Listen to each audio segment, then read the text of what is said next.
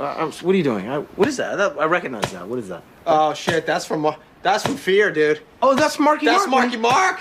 What is up, guys? CNA Critique here, and today I'm going to be taking a trip down memory lane to review the 1996 movie starring a young Mark Wahlberg and Reece Witherspoon titled Fear. Now, Fear is a movie I remember watching plenty of times when I was a kid. This was a movie 7-year-old me thought was just awesome. Mark Wahlberg's performance as a psychotic, creepy boyfriend was something that always captivated me, and even to this day I still think of Fear as one of Mark Wahlberg's best performances. 7-year-old me would have easily given this movie like a 9.5 out of 10, but with Fear's low Rotten Tomato score, coupled with the fact that 7-year-old me didn't know his ass from his elbow, I decided to revisit this film to see exactly how this movie holds up.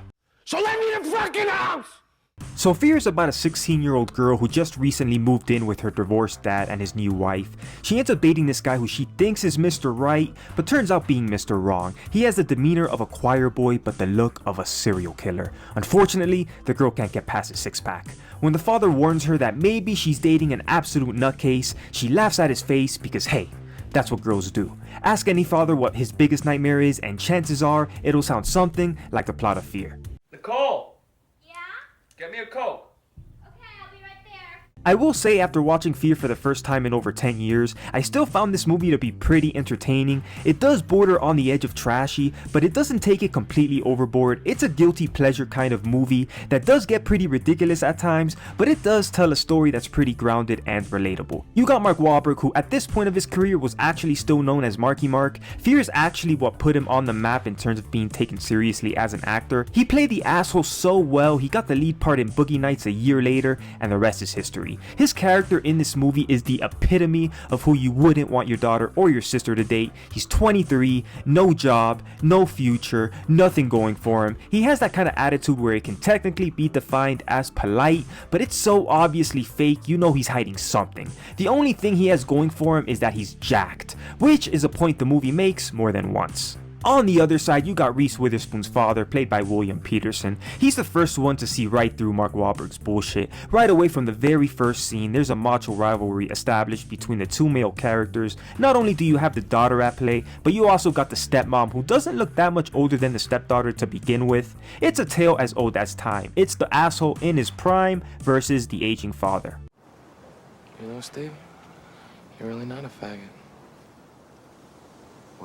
The first 45 minutes or so of this movie I'd say were easily the strongest. 45 minutes in and I was actually questioning whether 7-year-old me really did know his ass from his elbow. But not long after I had that thought did the flaws start flowing in. For starters, this movie shamelessly rips off a bunch of other thrillers that came before it. Fatal Attraction, Cape Fear, I mean their fingerprints are all over this movie. What disappointed me the most though is how predictable the movie gets. Nothing happens in this movie that the audience doesn't see coming from a mile away.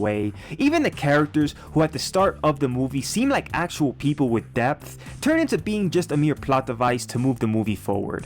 A perfect example of this is the stepmom, who's played by Emmy Brenneman, who I remember from being Al Pacino's wife in Heat. Instead of being on her husband's side and trying to get the psycho out of her life like a good wife and stepmother, she acts like she wants to fuck the guy, and it's never really addressed. There's a scene about 70 minutes into the movie where the dad is coming home from work and he sees a shirtless Mark Wahlberg in his house, swimming in his pool, pushing his wife in the water. Now this scene would have been effective if this was earlier in the movie when Mark Wahlberg was still in semi-good terms with the family, but this scene takes place 10 minutes after Reece Witherspoon shows up to her house with a black eye. How shitty of a stepmom can you be to just let that slide? And not to only let that slide, but to not even tell the dad, the guy who pays the bills, that the boyfriend who just slapped his daughter is coming over. I mean, the disrespect is so real, and it's never really addressed, and the stepmom never really does anything to redeem herself. Other side characters also serve as mere plot devices. Reece Witherspoon's best friend, played by Alyssa Milano, is actually pretty well written at the beginning of the movie,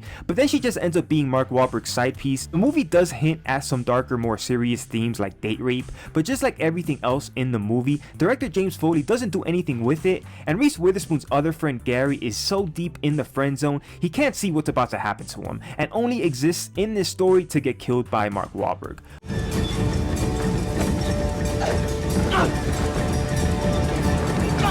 Poor Gary, he's the one who got screwed the most out of this whole thing. The rushed ending also makes me question what exactly the message of this movie is. Is the message of this movie how girls should always listen to their dads? Is it that dads should back off and let nature take its course? Is it that girls shouldn't have premarital sex? Knowing the point of this movie would have been good to know, I guess. Fear is the kind of movie that couldn't be made in today's climate, and in a weird way that's part of what makes this movie so appealing over 25 years later. It's a guilty pleasure kind of popcorn date movie with some well executed moments that show how a family dynamic can work when another alpha male is thrown into the mix, but Fear has just too many contrived moments and cliche twists and turns for me to give it a positive score. It's a 4.2 out of 10 for me. Turns out 7-year-old me really didn't know his ass from his elbow.